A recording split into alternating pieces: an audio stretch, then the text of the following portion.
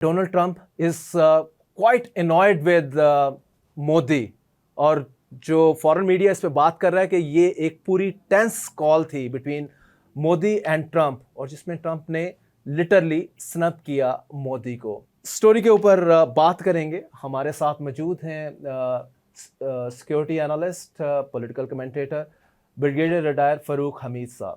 فاروق صاحب، welcome to the programme. بسم اللہ الرحمن الرحیم. بہت شکریہ. ویری انٹرسٹنگ جو آپ نے پوائنٹ ریز کیا ہے.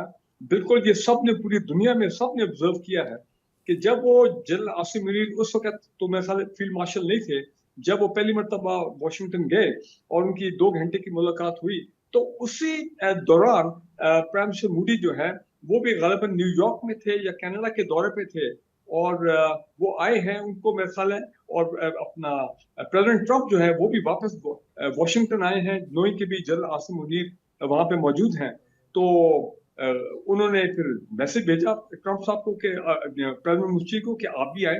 لیکن مودی صاحب جو ہیں وہ دم دماغ کے بھاگ گئے، اپنا واشنگٹن گئے نہیں، وہاں سے غائب ہو گئے امریکہ سے. ظاہر بات ہے، دیکھیں جس قسم کی ان کا مائنڈ سیٹ آپ سوچیں نا اس کا کیا تھا، کہ اتنی بری طرح ان کی شکست ہوئی پاکستانی فوج کے ہاتھ، پاکستان کے آرم فورسز، ایئر فورس سب کے ہاتھوں. تو وہ ایسے مائنڈ سیٹ میں اگر وہ جا کے پاکستان آرمی کے چیف کے ساتھ جا کے بیٹھتے ہیں اور کوئی مذاکرات کرتے ہیں، امن کی بات کرتے ہیں، تو ان کے لیے تو ایک سیاسی موت ہے. ان کے لیے انڈیا میں کیسے جا کے لوگوں کو وہ فیس کریں گے.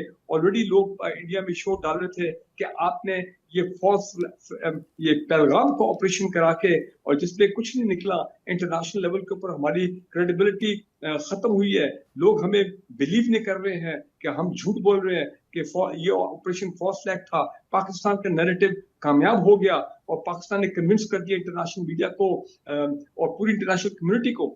تو لہٰذا میرے خیال ہے اس لیے پرائم منسٹر مودی، پھر میں لفظ کہوں گا کہ انہوں نے کہا کہ یہ بہت بڑی ان کی بدنامی ہوگی، ایک اور شکست ہوگی. آپ یہ سمجھے ایک اور شکست ہوگی ان کی آن دی ڈائلاگ ٹیبل اگر یہ اس طرح کا واقعہ وہاں پیش آ جاتا.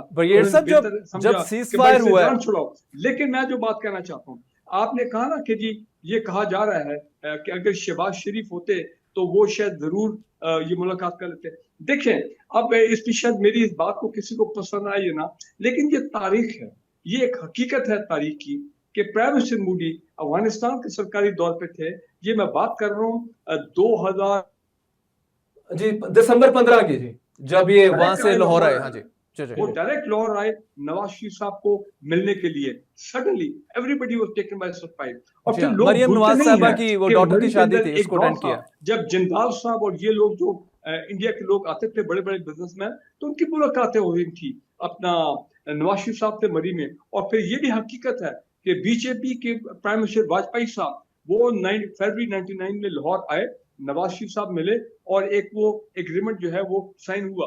تو لہٰذا I don't rule it out کہ یہ تو ہم ایک اس پہ بات کر رہے ہیں کہ یہ ہو سکتا تھا یا نہیں. لیکن بہرحال ایک بیک گراؤنڈ ہے آف کلوزنس آف تھاٹس اور minds between the Sharif family and Prime Minister Modi.